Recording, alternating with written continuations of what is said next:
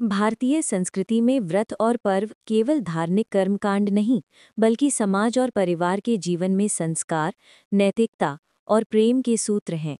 जितिया व्रत इसी श्रेणी का अनमोल व्रत है। ये पर्व माताएं अपने पुत्रों की दीर्घायु, स्वास्थ्य और समृद्धि के लिए करती हैं।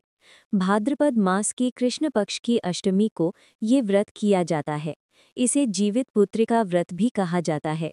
इसका उद्देश्य केवल पुत्र की लंबी उम्र नहीं, बल्कि मातृत्व की शक्ति, त्याग और करुणा को प्रकट करना भी है। व्रत का उद्गम।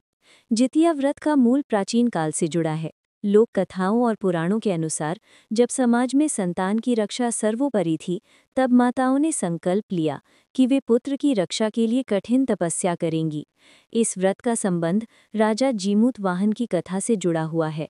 उन्होंने नागवंश की रक्षा के लिए अपने जीवन का बलिदान दिया। उनके इस त्याग और करुणा से प्रेरित होकर माताएं संतान की रक्षा के लिए ये व्रत करती हैं।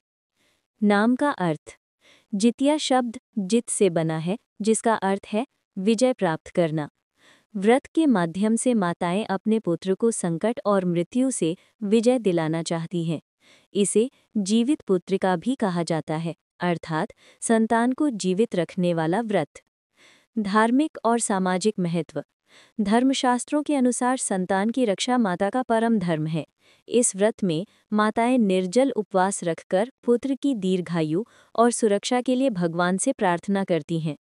सामाजिक दृष्टि से ये व्रत सामूहिक रूप से महिलाओं को जोड़ता है। गांव के तालाब या नदी किनारे सामूहिक पूजा और गीत गाए जाते हैं। मातृत्व का प्रतीक। जितिया व्रत मातृत्व, त्याग और करुणा का प्रतीक है। माताएं कठिन तपस्या करके पुत्र की रक्षा सुनिश्चित करती हैं। ये व्रत स्त्रियों के आत्मबल और समाज में उनके योगदान को दर्शाता है। लोकगीत और परंपरा। जितिया व्रत पर विशेष लोकगीत गाए जाते हैं। पुत्र की लंबी उम्र और स्वास्थ्य की कामना वाले गीत, जीमूत वाहन के बलिदान की कथा आधारित गीत, जिउतिया मैया की स्तुति। लोकगीत और कथा के मिश्रण से व्रत का वातावरण और भी हृदयस्पर्शी हो जाता है। अध्याय 2। राजा जीमूत वाहन की कथा। परिचय। प्राचीन काल में विदर्भ देश में शल्य वंश का एक धर्मनिष्ठ और वीर राजा था, जीमूत वाहन। बचपन से ही वो दयालु और न्यायप्रिय था। उसका जीवन केवल प्रजा की भलाई और धर्म पालन में व्यतीत होता था। नाग और गरुड़ का संघर्ष। पुराणों के अनुसार नागवंश और गरुड़ के बीच शत्रुता थी। हर दिन गरुड़ एक नाग को भक्ष्य बनाता। नागवंश के लोग भय और पीड़ा में जीते। नाग माता की शोक कथा। एक दिन जीमूत वाहन ने देखा कि एक नागिन अपने पुत्र की रक्षा के लिए विलाप कर रही थी। उसका पुत्र गरुड़ के भक्ष्य बनने वाला था। ये दृश्य देखकर राजा का हृदय करुणा से भर गया। जीमूत वाहन का त्याग। राजा ने संकल्प लिया कि वो स्वयं नाग को बचाने के लिए अपना जीवन बलिदान करेगा। उसने स्वयं को लाल वस्त्र में लपेटकर गरुड़ के सामने प्रस्तुत किया। गरुड़ ने जब उसे पकड़ लिया, राजा ने प्रतिरोध नहीं किया। उसकी निस्वार्थ भावना देखकर गरुड़ आश्चर्यचकित हुआ। गरुड़ का परिवर्तन। गरुड़ ने पूछा, तुम कौन हो जो भय के बिना स्वयं को बलिदान करने आए हो? राजा ने सत्य बताया और कहा, मैं मानव हूँ, परंतु मैं इस नागपुत्र की रक्षा के लिए अपने जीवन का त्याग करना चाहता हूँ। गरुड़ उसकी करुणा और त्याग से प्रभावित हुआ और प्रण किया कि अब वो नागों का वध नहीं करेगा। कथा का संदेश। करुणा सबसे बड़ा धर्म है। त्याग से ही जीवन में विजय मिलती है। माताएं इसी कथा से प्रेरणा लेकर अपने पुत्र की रक्षा के लिए जितिया व्रत करती हैं। व्रत की पूर्व तैयारी। जितिया व्रत में सफलता पाने के लिए पहले से तैयारियां करना आवश्यक माना जाता है। इसके तहत महिलाएं सप्तमी को विशेष स्नान और शुद्ध भोजन करती हैं। ये दिन मानसिक और शारीरिक तैयारी का होता है। स्नान। सुबह जल्दी उठकर गंगा या किसी शुद्ध जलाशय में स्नान करना। शुद्ध भोजन। सात्विक भोजन जैसे हल्का भात, कद्दू या फल। मन की शुद्धि। परिवार और बच्चों के कल्याण की भावना से संकल्प लेना। अष्टमी का व्रत। अष्टमी को व्रती माताएं निर्जल उपवास रखती हैं। दिन भर पानी और भोजन से परहेज करना आवश्यक होता है। सुबह स्नान करके शुद्ध कपड़े पहनना। हाथ में दूब, दीपक और पूजा सामग्री लेकर व्रत स्थल पर जाना। पूजा स्थल पर माता जीमूत वाहन की प्रतिमा स्थापित करती हैं। पूजा सामग्री: दूब घास जो पवित्रता का प्रतीक है, लाल कपड़े और फल, दीपक और धूप, मिट्टी से बनी जीमूत वाहन या नाग प्रतिमा। पूजा विधि: स्नान और शुद्धिकरण, नदी या तालाब में स्नान करना। कथा श्रवण: जीमूत वाहन और नाग कथा सुनना। संकल्प: पुत्र की लंबी आयु और सुरक्षा हेतु संकल्प लेना। पूजा और आराधना: प्रतिमा के सामने दीपक जलाना, फूल अर्पित करना। भजन और लोकगीत: ज्योतिया मैया के गीत गाकर व्रत को पवित्र बनाना। नवमी का पारण: नवमी को ब्राह्मण और बच्चों को भोजन कराना, पारण करने के बाद स्वयं भोजन ग्रहण करना। ये दिन व्रत का अंतिम और शुभ दिन माना जाता है। व्रत का आध्यात्मिक महत्व: पुत्र की रक्षा और दीर्घायु की कामना। मातृत्व और त्याग का प्रतीक: जीवन के हर संकट में पुत्र की सफलता सुनिश्चित करने का उपाय। लोक परंपरा और सांस्कृतिक प्रभाव। क्षेत्रीय मान्यता: जितिया व्रत का प्रचलन मुख्य रूप से निम्नलिखित क्षेत्रों में है। बिहार, यहाँ इसे ज्यूंतिया कहा जाता है। गांवों और कस्बों में सामूहिक रूप से मनाया जाता है।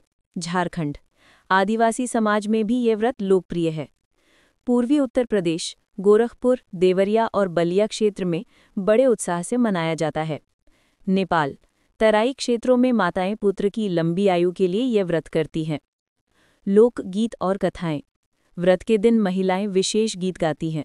संतान की लंबी उम्र के लिए गीत जैसे बेटा हमारे दीर्घायु हो, सुख समृद्धि का जीवन पाओ। कथा आधारित गीत: जीमूत वाहन के बलिदान और करुणा पर आधारित गीत। स्थानीय देवी देवता की स्तुति जैसे ज्योतिया मैया की महिमा गाने वाले गीत। इन गीतों और कथाओं से व्रत का वातावरण भक्तिपूर्ण और उत्साहपूर्ण बन जाता है। सामाजिक और सांस्कृतिक प्रभाव: गांव में महिलाएं तालाब या नदी किनारे सामूहिक पूजा करती हैं। सामूहिक गीत और कथा श्रवण से स्त्रियों में भाईचारा और एकता का विकास होता है। ये व्रत केवल परिवार तक सीमित नहीं रहता, बल्कि समाज के सांस्कृतिक जीवन का हिस्सा बन जाता है। व्रत और मातृत्व का प्रतीक: जितिया व्रत मातृत्व की शक्ति और त्याग का अद्भुत उदाहरण है। माताएं अपने पुत्र के लिए कठिन तपस्या करती हैं। ये व्रत पुत्र की दीर्घायु, स्वास्थ्य और सफलता का प्रतीक बन गया है। आधुनिक समाज में प्रभाव: शहरी और ग्रामीण दोनों क्षेत्रों में व्रत का महत्व कम नहीं हुआ है। ये व्रत मातृत्व, करुणा और पारिवारिक मूल्यों के संरक्षण का साधन बन गया है। सामाजिक मेलजोल और सामूहिक संस्कृति को बढ़ावा देता है। आज के समय में भले ही विज्ञान और तर्कशील सोच ने जीवन के कई पहलुओं को प्रभावित किया हो, परंतु जितिया व्रत का महत्व और प्रासंगिकता आज भी बरकरार है। ये व्रत केवल धार्मिक कर्मकांड नहीं, बल्कि मातृत्व और परिवार के प्रति निष्ठा का प्रतीक बन गया है। संतान की रक्षा: आधुनिक माता-पिता अब भी अपने बच्चों की सुरक्षा, स्वास्थ्य और मानसिक विकास के लिए सतत प्रयास करते हैं। जितिया व्रत इस भावना का प्रतीक बन गया है। सांस्कृतिक शिक्षा: व्रत और कथा के माध्यम से बच्चों और युवाओं को भारतीय संस्कृति, त्याग और करुणा की शिक्षा मिलती है। सामाजिक समरसता: गांवों और शहरों में सामूहिक पूजा और लोकगीत व्रत को केवल पारिवारिक नहीं, बल्कि सामाजिक कार्यक्रम में बदल देते हैं। मातृत्व और त्याग का प्रतीक: जितिया व्रत माताओं की निस्वार्थ भावना और त्याग का जीवंत उदाहरण है।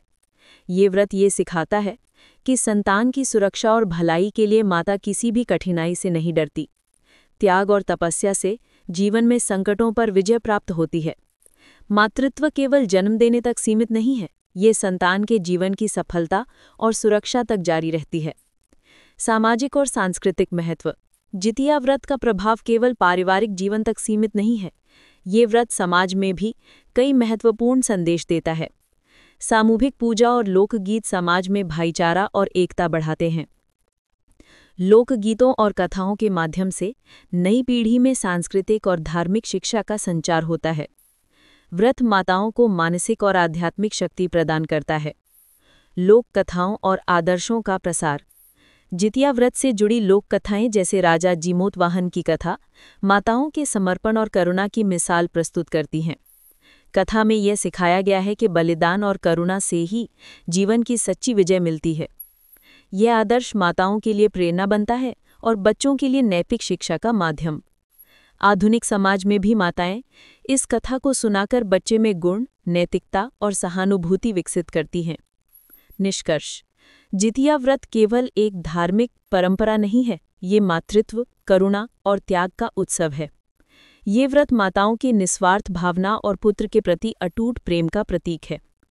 इसमें जीमूत वाहन की कथा और नाग गरुड़ के प्रसंगों के माध्यम से ये संदेश मिलता है कि बलिदान और करुणा से ही जीवन की सच्ची विजय प्राप्त होती है।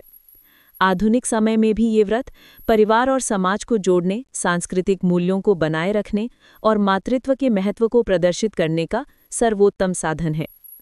अंत में जितिया व्रत हमें ये सिखाता है कि सच्चा प्रेम और त्याग केवल माताओं में नहीं, बल्कि हर उस व्यक्ति में होता है जो अपने प्रियजन की भलाई के लिए कठिनाइयों का सामना करता है।